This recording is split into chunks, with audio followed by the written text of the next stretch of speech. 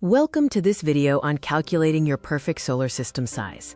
We will walk you through the process, taking you from your monthly electricity bill all the way to an architectural blueprint for your home installation. Why does exact sizing matter? Precision is key. Guessing can lead to either an undersized system with wasted potential or an oversized one resulting in wasted capital. Proper sizing ensures you achieve maximum return on investment. This video follows a 6-step reverse engineering blueprint. We start with the financial cost from your bill and deconstruct it backward to the physical requirements on your roof, covering energy, system size, panels, inverters, and finally, your roof space. Step 1 is decoding your consumption. Divide your monthly bill amount by your local tariff rate to find your monthly energy usage in kilowatt hours. This baseline target is the exact energy your future array needs to generate to zero out your utility bill. Step 2 considers the geography of your yield. While solar panels are rated in kilowatts peak, actual energy production depends entirely on your latitude and climate. Remember that real-world conditions differ from standard test conditions, and your location will dictate your specific annual generation.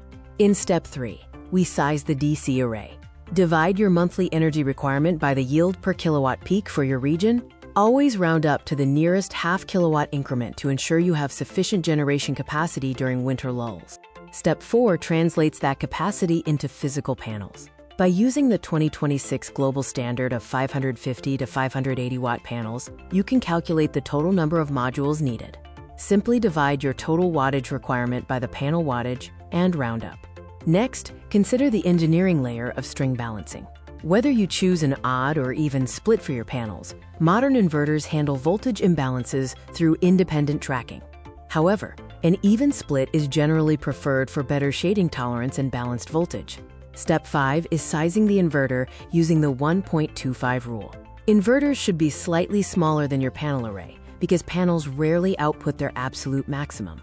Dividing your system size by 1.25 helps you find the right capacity while staying within efficient clipping ratios. Future-proofing is essential. When planning your system, consider potential future additions like EV chargers or heat pumps.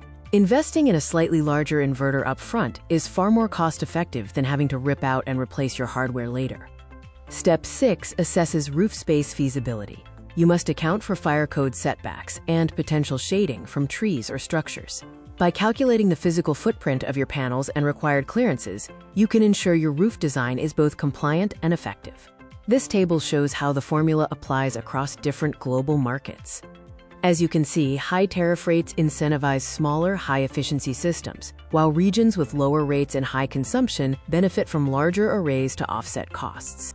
The traditional process is manual and time-intensive. By contrast, automation allows for instant data-driven modeling.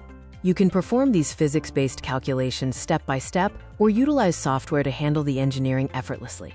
The Solar Metrix Pro solution automates this entire workflow.